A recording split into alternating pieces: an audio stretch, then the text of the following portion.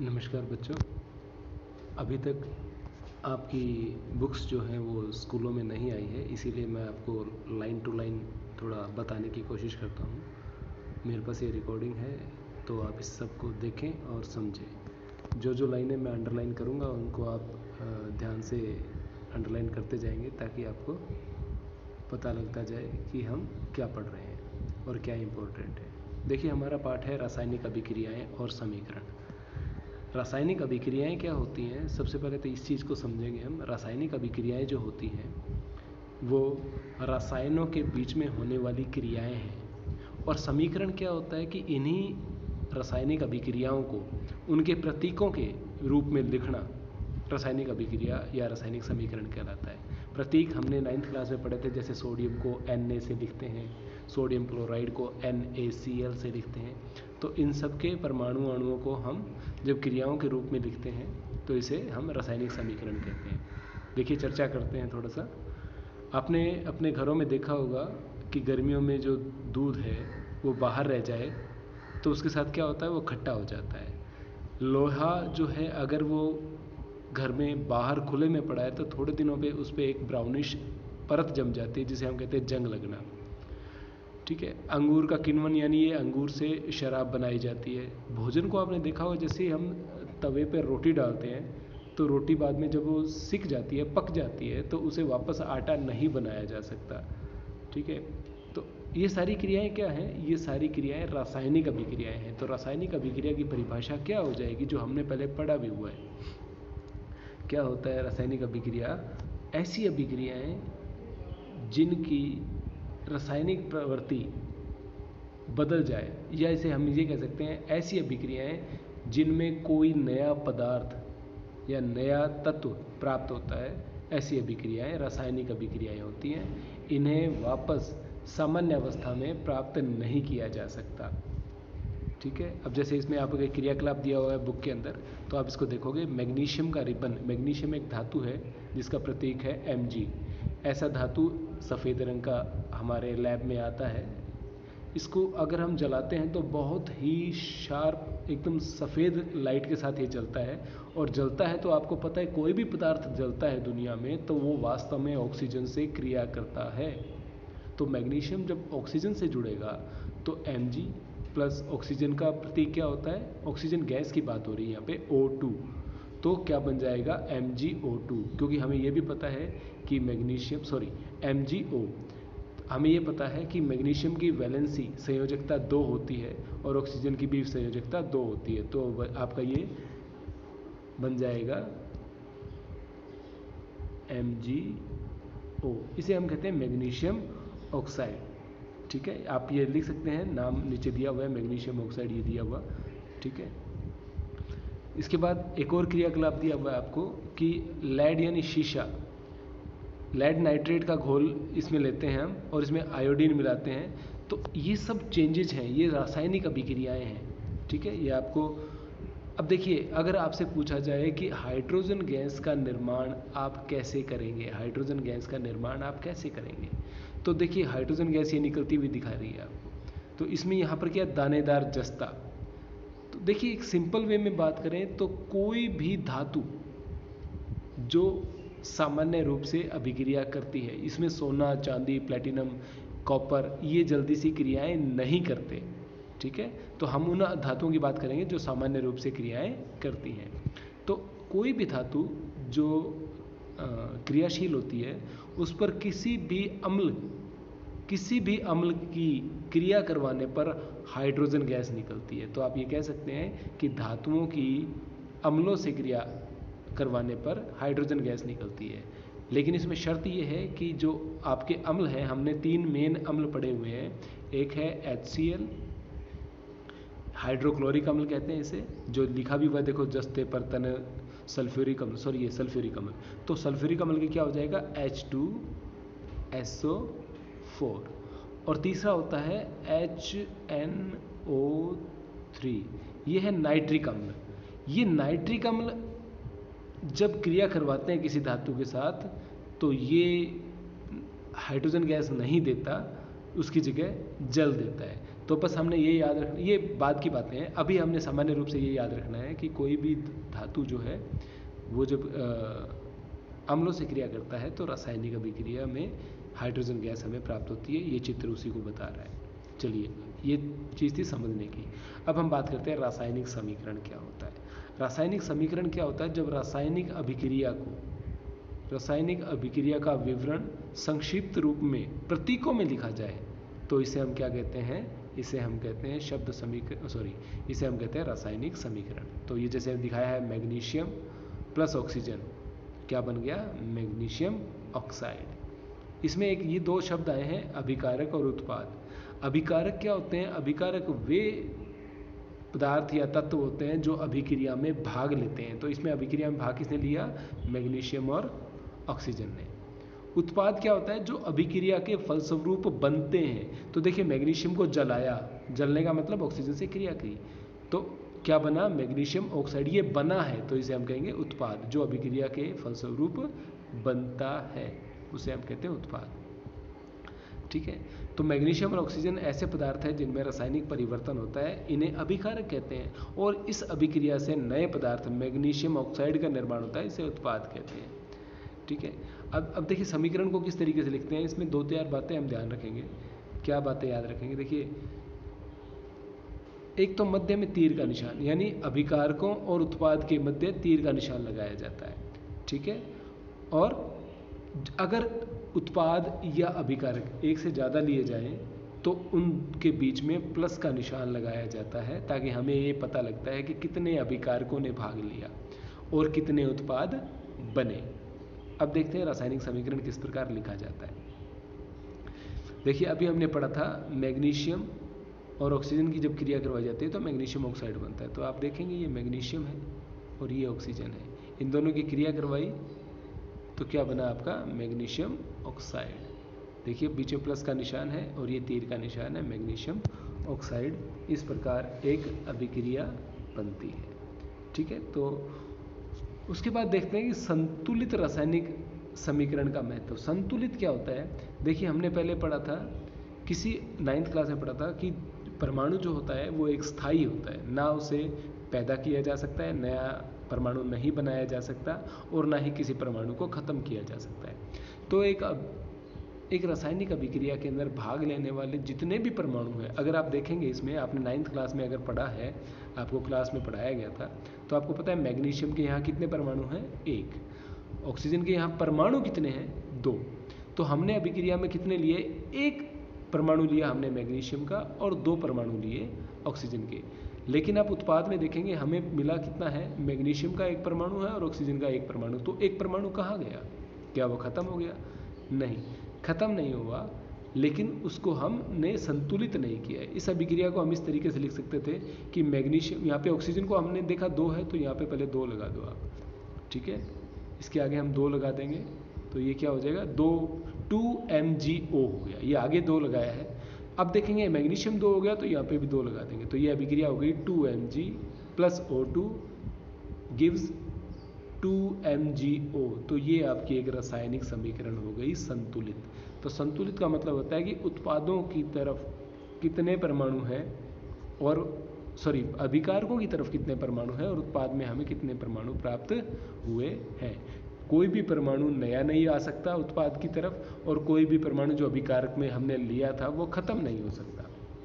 ठीक है, एक और समीकरण को समझते हैं। देखिए, ये आगे समीकरण हमें दिया गया है। जिंक जिसका प्रतीक है Zn, और सल्फ्यूरिक अम्ल जिसका प्रतीक है H2SO4 फॉर्मूला। तीर का निशान बता रहा है, ये तीर का निशान हमें बता रहा है कि अभिक्रिया किस तरफ हो रही है। फिर है जिंक सल्फेट। जिंक ने सल्फेट के साथ क्रिया करके जिंक सल्फेट बना दिया और हाइड्रोजन गैस निकली। देखिए, याद कीजिए, मैंने अभी आपको कहा था कोई भी धातु अम्लों से क्रिया करके हाइड्रोजन गैस देता है, और ऊपर हमने क्रियाकलाप में पढ़ा भी था। तो ये हाइड्रोजन गैस है। तो 2 उत्पाद हो गए, 1 और 2, और 2 ही अभिकारक हो गए, 1 और 2। लेकिन इसमें अगर हम पहले देखते हैं कुल कितने प्रकार के परमाणु लिए हैं, तो एक प्रकार जिंक हो गया, एक हाइड्रोजन है, एक सल्फर है और एक ऑक्सीजन है। संख्या नहीं कह रहा मैं प्रकार की बात कर रहा हूँ। लेकिन अब संख्या की बात करते हैं तो ये देखिए टेबल नीचे टेबल बनाई गई है और इस टेबल के अंदर आप देखेंगे कि हमने जिंक 1 लिया था, तो अभिकारक में भी 1 जिंक है, और यहाँ पर भी जिंक 1 है, तो उत्पाद में भी जिंक 1 है। उसके बाद हाइड्रोजन यहाँ हमने 2 लिए थे और यहाँ पर हाइड्रोजन हमारे पास 2 आ गए, तो यहाँ पर भी 2 है और यहाँ पर भी 2 है। फिर हम देखते हैं सल्फर को। सल्फर हमारे पास इधर 1 था, इधर भी 1 है, तो सल्फर इधर 1 है, सल्फर इधर 1 है।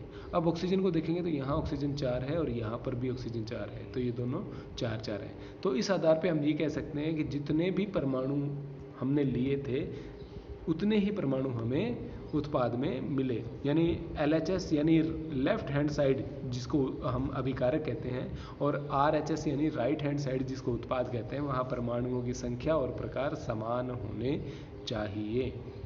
इसी अभिक्रिया को हम कहते हैं संतुलित अभिक्रिया। अगर कोई अभिक्रिया संतुलित नहीं है तो उसको संतुलित किया जाता है, उसके कुछ पद होते हैं, तो हमें सारे पद कुछ इस तरीके से याद रखने हैं।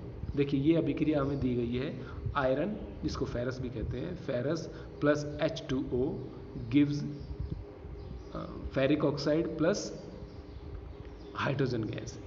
ठीक है, अब इस चीज़ को हम यहाँ देखते हैं कि हमने कितने परमाणु लिए। तो आप देखेंगे टेबल नीचे बनी हुई है इसी की टेबल, तो उस टेबल को आप देखेंगे कि हमने आयरन यहाँ पर लिया 1, और यहाँ देखेंगे हम आयरन कितने में F3 यानी 3 आयरन के एटम परमाणु हमें मिले हैं।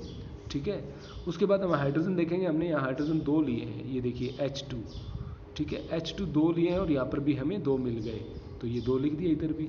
उसके बाद हम तीसरा प्रकार क्या है, ऑक्सीजन का, तो हमारे पास ऑक्सीजन यहाँ 1 है, और लेकिन यहाँ देखते हैं तो O4 यानी हमें 4 परमाणु यहाँ मिले। तो ये बाकी परमाणु कहाँ से आए, ये कहीं से नहीं आए, इनकी परमाणुओं की संख्या कम ज़्यादा लिखनी पड़ेगी हमें, और उसी को हम कहते हैं अभिक्रिया को संतुलित करना।